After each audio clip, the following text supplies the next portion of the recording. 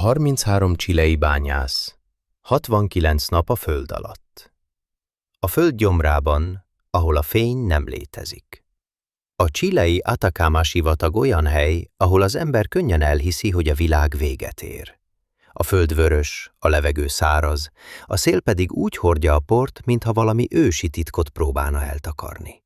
A táj kietlen, kopár, és mégis a felszín alatt élet zajlik. A San José bányában több tucat férfi dolgozott azon a napon. Augusztus 5-ét írtak 2010-ben. A nap perzselt, a levegő vibrált, a föld pedig mélyen morajlott. De ez ott nem volt szokatlan. A bányászok hozzászoktak a föld hangjaihoz, a recsegéshez, a roppanásokhoz, a sötéthez. A bányászok között volt Luis Urzúa, a műszakvezető, akit mindenki csak El Jefének hívott. Mario Sepulveda, a csapatmotorja, aki mindig viccelődött, hogy oldja a feszültséget.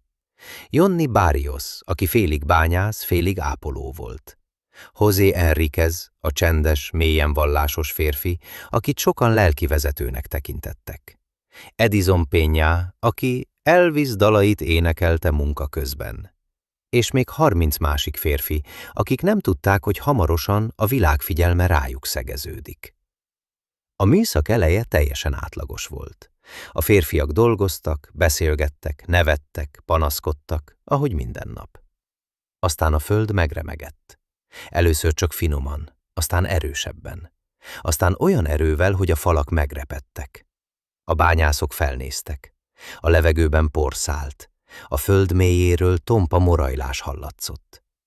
Ez nem jó, mondta valaki. És akkor megtörtént. A beomlás, amikor a világ összezárul.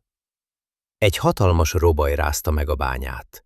A falak megrepedtek, a mennyezet megroppant, és a föld úgy mozdult meg, mintha valami óriási lény fordult volna meg a mélyben. A bányászok futni kezdtek. A por eltakarta a fényt, a levegő tele lett törmelékkel. A föld remegett, mintha lélegezne. Aztán egy olyan hang következett, amelyet senki sem felejt el, aki valaha hallotta. A hegy összeomlott. Egy 700 000 tonnás kőtömeg zuhant le a főjáratba. Ez nem egyszerű omlás volt. Ez egy kőszörnyeteg volt, amely lezárta a kijáratot. Örökre. A férfiak futottak, kiabáltak, egymást keresték. A por olyan sűrű volt, hogy nem lehetett látni. A levegő tele volt kődarabokkal, fémmel, szikrákkal. Aztán csend lett. A bányászok egy része a felszín felé vezető járatokban rekedt, ők nem élték túl. De 33 férfi egy mélyebb kamrában gyűlt össze, több 100 méterrel a föld alatt. A világuk összeomlott. A kijárat eltűnt. A fény eltűnt. A remény még élt, de vékony volt, mint egy hajszál. A 33 férfi egyetlen lélegzett a sötétben. A bányászok lassan összegyűltek a 700 méter mélyen fekvő menedékkamrában. Ez volt az egyetlen hely, ahol volt némi levegő, némi víz és némi esély. A férfiak egymásra néztek. Poros arcok, véres karcolások, tágra nyílt, rémült szemek. Bezáródtunk, mondta valaki. Nem, be vagyunk temetve, felelte egy másik. A sötétség teljes volt, a hőmérséklet emelkedett, a levegő fogyott. Luis Urzúa, a műszakvezető előrelépett. Figyeljetek rám, élünk, és amíg élünk, addig harcolunk. A férfiak csendben bólintottak. Nem volt más választásuk. Az első 24 óra a remény és a pánik között. A férfiak megpróbálták felmérni a helyzetet. A kijárat teljesen elzáródott. A rádió nem működött. A fények kialudtak. A víz korlátozott volt. Az élelem alig volt. A menedékkamrában találtak néhány doboz tonhalat, egy kis tejet, néhány kekszet és vizet a hűtőrendszerből. Ez összesen 2 napra lett volna elég, de ők 33-an voltak. A pánik lassan kúszott be a gondolataikba. A sötétségben minden hang hangosabb volt, minden lélegzet nehezebb, minden perc hosszabb. Mario Sepulveda, a csapat bohóca ekkor előrelépett. Fiúk, ha most feladjuk, akkor tényleg meghalunk. Ha nem, akkor talán, csak talán van esélyünk. A férfiak nevettek. Nem azért, mert vicces volt, hanem azért, mert a nevetés volt az egyetlen fegyverük a félelem ellen. A felszínen, amikor a remény meghal. A felszínen a bányatulajdonosok és a hatóságok gyorsan felmérték a helyzetet. A bejáratot lezáró kőtömeg olyan hatalmas volt, hogy a szakértők azt mondták, senki sem élhette túl. A családok sírtak, a sajtó megjelent. A világ lassan értesült a tragédiáról. A hivatalos álláspont: nincs túlélő.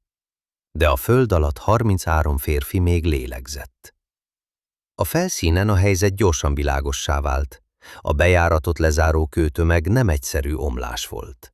Ez egy hegyméretű akadály volt, amelyet sem gép, sem ember nem tudott gyorsan eltávolítani. A mérnökök, geológusok, bányászati szakértők mind ugyanarra jutottak. A járat teljesen megsemmisült. A túlélés esélye gyakorlatilag nulla. A családok azonban nem fogadták el ezt. A bányabejáratnál sátrakat vertek, imádkoztak, sírtak, kiabáltak, követelték, hogy folytassák a kutatást. A chilei kormány végül bejelentette, megpróbáljuk, de ez csoda nélkül nem fog menni.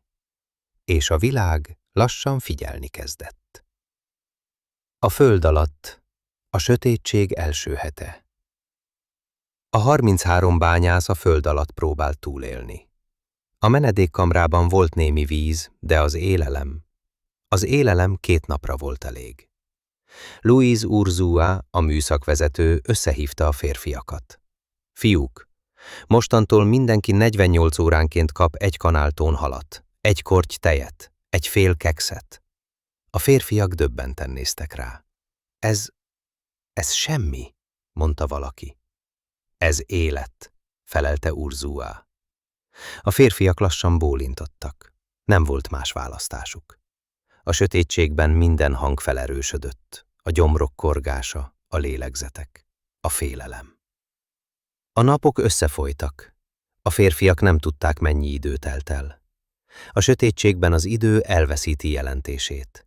A hőmérséklet 35 fokra emelkedett, a levegő párás volt, a víz lassan fogyott, és a remény egyre vékonyabb lett.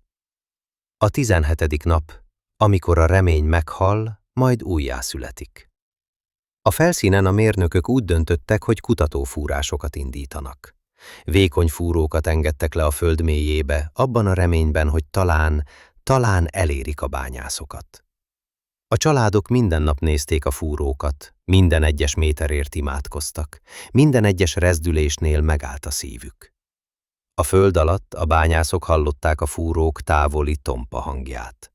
Nem tudták, hogy valódi-e, vagy csak a képzeletük játszik velük. A 17. napon a fúró hirtelen átszakított valamit. A felszínen a mérnökök megállították a gépet. A fúrócsövet lassan felhúzták. A cső végén egy kis papírdarab volt, piszkos, olajos, rezgőkézzel írt betűkkel. A világ lélegzete elakadt, amikor kibontották. A papíron ez állt. Estamos bien en el refugio, los 33. Mind a 33-on jól vagyunk a menedékben. A felszínen kitört a sírás, a kiáltás, a nevetés. A családok egymás nyakába borultak, a mérnökök térdre rogytak. A világ pedig egyszerre kiáltotta, éllek! A föld alatt a bányászok hallották a fúró visszahúzását. A csőben visszaküldött víz és élelem érkezett hozzájuk. És akkor tudták, megtaláltak minket. A 33 férfi, a remény új születése. A bányászok sírtak, nevettek, ölelkeztek. Mário Sepulveda ugrált, mint egy gyerek. Mondtam nektek, mondtam, hogy megtalálnak. José Enríquez letérdelt és imádkozott. Köszönöm, Uram. Köszönöm, hogy nem hagytál el minket.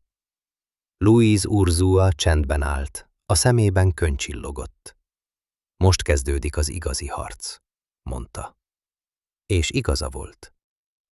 A felszínen a mérnökök kiszámolták. A mentés akár 3-4 hónapig is eltarthat.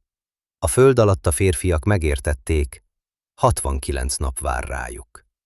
69 nap a sötétben, 69 nap a föld gyomrában. De most már volt reményük. És néha a remény erősebb, mint az élelem. A felszínen a világ összefog.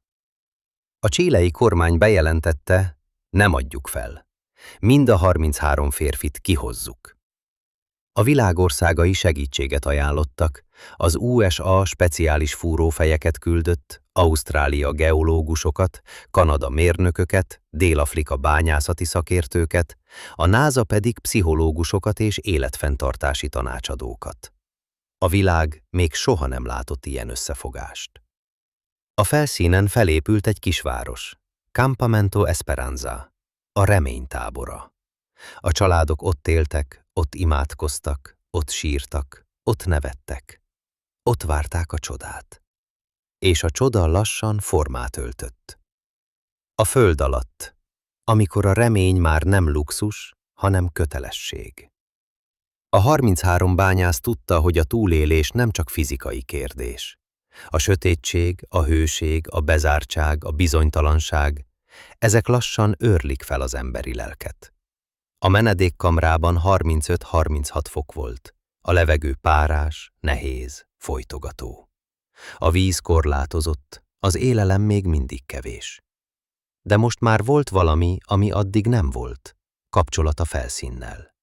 A fúrócsövön keresztül érkeztek vízcsomagok, energiaszeletek, gyógyszerek, levelek a családoktól, és apró kamerák. A férfiak először szégyelték megmutatni magukat, soványak voltak, koszosak és kimerültek. De amikor meglátták a felszínen várakozó családok arcát a kamerákon, valami megváltozott bennük. Értünk harcolnak. Így mi is harcolunk értük. A NASA belép a történetbe, amikor a túlélés tudomány lesz. A chilei kormány felismerte, hogy ez nem egyszerű bányamentés. Ez egy emberi túlélési kísérlet, amelyhez a világ legjobb szakembereire van szükség. A NASA pszichológusokat küldött, olyan szakembereket, akik az űrhajósok elszigeteltségével foglalkoznak. A tanácsuk egyszerű, de életmentő volt. Rendszeres napirend, kötelező feladatok, testmozgás, lelkivezetés, szigorú élelemelosztás, konfliktuskezelés, és minden nap egy cél: túlélni a következő napot. A bányászok felosztották a feladatokat. Urzúa irányította a napi munkát. Henriquez tartotta a lelkibeszédeket. Barrios ápolta a sérülteket. Sepulveda felelt a morálért, humorral, énekkel, energiával. Peña futott a sötét járatokban, hogy formában maradjon. Mások tisztították a vizet, rendezték a készleteket, vagy a kommunikációt intézték. A 33 férfi lassan egy működő társadalommá vált a föld alatt. A konfliktusok, amikor a sötétség az emberi lélekre támad. A bezártság azonban nem múlt el nyomtalanul. A férfiak között feszültségek alakultak ki. Volt, aki félt, volt, aki dühös volt, volt, aki fel akarta adni. Volt, aki másokat hibáztatott. Egy alkalommal 2 bányász összeveszett az élelemelosztáson. A hangjuk visszhangzott a szűk térben, a többiek némán figyelték. Urzúa közéjük állt. Ha egymás ellen fordulunk, meghalunk. Ha együtt maradunk, élünk. A férfiak lehajtották a fejüket. A sötétségben minden szó hangosabb volt, minden érzelem erősebb, minden hiba végzetes lehetett. De a 33 férfi megtanulta, a túlélés nem egyéni, hanem közös feladat. A felszínen a világ legnagyobb mentőakciója. A felszínen 3 különböző fúrási projekt indult. Plan A, lassú, de biztos.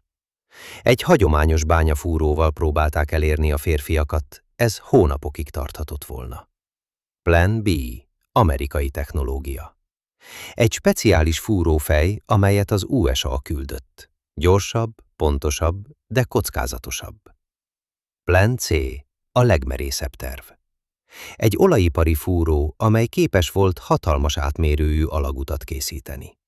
A világ minden pontjáról érkeztek szakemberek, a remény tábora egyre nőtt. A média ott élt a helyszínen, a családok minden nap imádkoztak. A chilei elnök kijelentette, nem hagyjuk ott őket.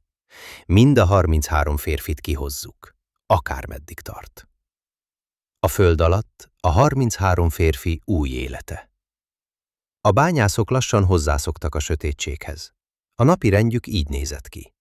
Reggeli ima, feladatok kiosztása, vízgyűjtés és tisztítás, készletek rendezése, testmozgás, pihenés, lelki beszélgetések, közös étkezés, egy maréknyi étel, esti ima. A férfiak megtanulták, hogyan kell a sötétben élni, hogyan kell a félelmet kezelni, hogyan kell egymást támogatni, hogyan kell remélni akkor is, amikor minden reménytelennek tűnik. A 33 férfi között különleges kötelék alakult ki. Egy olyan kötelék, amelyet csak azok értenek, akik együtt néztek szembe a halállal. A fúrás, amikor a remény hangja a föld mélyéig ér. A felszínen a fúrók éjjel-nappal dolgoztak. A gépek zúgása betöltötte a sivatagot. A mérnökök nem aludtak, a családok nem aludtak, a világ nem aludt. A föld alatt a bányászok hallották a fúrók távoli tompa hangját. Ez volt a remény hangja. A bizonyíték, hogy odafent harcolnak értük.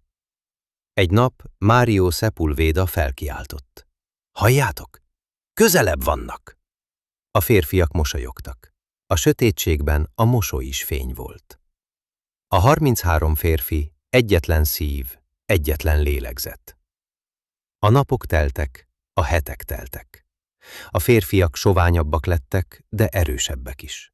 A remény már nem volt vékony, a remény már nem volt törékeny, a remény most már közös volt. És ez a közös remény tartotta őket életben. A fúrás, amikor a remény már nem álom, hanem számítás. A felszínen a mérnökök éjjel-nappal dolgoztak. A fúrók zúgása betöltötte a sivatagot, a reménytábora pedig olyan volt, mint egy élő organizmus. Emberek jöttek-mentek, kamerák forogtak, családok imádkoztak, szakértők számoltak, és mindenki ugyanarra várt, a pillanatra, amikor a fúró eléri a 33 férfit. A Plan B fúró, az amerikai technológia haladt a leggyorsabban. A mérnökök minden egyes métert ünnepeltek. A családok minden egyes rezdülésnél megálltak. A világ minden egyes nap figyelte a híreket. A föld alatt a bányászok hallották a fúrók hangját. Először csak távoli moraj volt, aztán egyre közelebb jött. Aztán már érezték a rezgést a talpuk alatt. Közel vannak, mondta Mario Sepulveda. A hangja remegett, de nem a félelemtől, hanem az izgalomtól. A pillanat, amikor a föld megadja magát. Október 9-én 2010-ben a fúró hirtelen átszakított valamit. A felszínen a mérnökök megdermedtek, a monitorok jeleztek. A fúrófej hirtelen könnyebben mozgott. Áttörtünk, mondta valaki. A reménytábora felrobbant a kiáltásoktól. A családok sírtak, nevettek, ölelkeztek. A világ pedig egyszerre lélegzett fel. Megvan az alagút. A föld alatt a bányászok hallották a hangot, a falak megremegtek, a levegő vibrált. Aztán csend lett. Majd Mario Sepulveda felkiáltott. Megcsinálták! Fiúk, megcsinálták! A 33 férfi egymás nyakába borult, sírtak, nevettek, imádkoztak. A sötétségben fény gyúlt, a remény fénye. A kapszula, a világ legszűkebb ajtaja a szabadsághoz. A felszínen megkezdődött a következő szakasz, a mentőkapszula előkészítése. A neve Fénix. A főnix madár, amely a hamvaiból születik újjá. A kapszula keskeny volt, alig szélesebb egy embernél. Fémfalai hidegek, belső tere szűk, de ez volt az egyetlen út a felszínre. A mérnökök tesztelték, a katonák biztosították, a családok imádkoztak. A világ nézte. A bányászok várták. A felszín, amikor a világ visszatartja a lélegzetét. Október 13-án hajnalban a kapszula készen állt. A chilei elnök ott állt a helyszínen, a családok a kordon mögött, a kamerák élőben közvetítettek. A világ több százmillió emberrel figyelt. A kapszula lassan leereszkedett a mélybe, a kábel feszült, a gépek zúgtak, a föld remegett. A bányászok csendben álltak, amikor a kapszula megérkezett hozzájuk. A fémajtó kinyílt, a fény beáradt a sötétségbe, a férfiak hunyorogtak, néhányan sírtak, néhányan nevettek, néhányan csak álltak, mert nem hitték el, hogy ez valóság. Az első bányász a remény embere. Az első, akit felhoztak, Florencio Ávalos volt. Erős, nyugodt, fegyelmezett férfi. Ő volt az, aki a kamerák előtt mindig tartotta magát. Ő volt az, aki a többieket bátorította. A kapszula ajtaja becsukódott, a kábel megfeszült, a gépek elindultak. A felszínen mindenki némán figyelte, ahogy a kapszula lassan emelkedik. Percenként csak néhány métert haladt, a világ minden egyes másodpercet érzett. Aztán a kapszula megjelent a felszínen. A családok kiáltottak, a mentők tapsoltak, a világ sírt. Katartikus pillanat volt. Florencio kilépett, megölelte a fiát, megölelte a feleségét, megölelte az elnököt. És akkor már mindenki tudta, meg tudjuk csinálni. Mind a 33-at kihozzuk. A 33 férfi egyenként a fénybe. A kapszula újra és újra leereszkedett, és újra feljött, egyenként, lassan, fájdalmasan, de biztosan. Mario Sepulveda energikusan ugrott ki zászlóval a kezében. Johnny Barrios megölelte mindkét családját, a feleségét és a szeretőjét is. Edison Peña Elvis dalokat énekelt a felszínen. José Enriquez imádkozott a kamerák előtt. Luis Urzúa, a műszakvezető, utolsónak jött fel, mert a kapitány mindig utoljára hagyja el a hajót. Amikor a 33. bányász is felért, a világ ünnepelt. A chilei elnök könnyekkel a szemében mondta, ma nem 33. bányászt mentettünk meg, ma az emberi reményt mentettük meg. Epilógus. Az élet a föld után. A bányászok később gyakran találkoztak, nem azért, hogy a sötétségről beszéljenek, hanem azért, hogy emlékezzenek a fényre. Volt, aki könyvet írt, volt, aki előadásokat tartott, volt, aki visszatért a bányába, volt, aki soha többé nem ment a föld alá. Volt, aki hőssé vált, volt, aki csendben élt tovább. De mindannyian tudták, a föld alatt nem csak túléltek, ott születtek újjá. És ma is azt mondják, a sötétség nem akkor győz le, amikor elnyel, hanem akkor, amikor feladod a reményt. Mi nem adtuk fel.